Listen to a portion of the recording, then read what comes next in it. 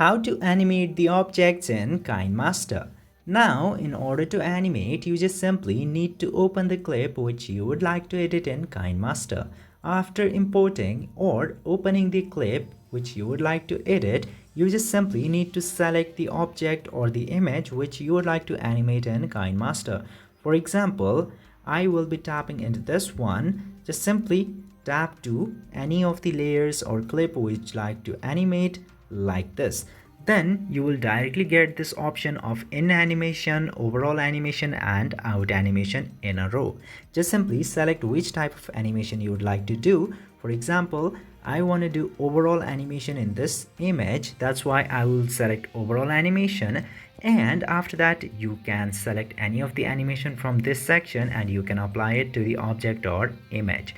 After this, just simply go back after selecting the animation which you like the most and play the video, and the animation will be played like this.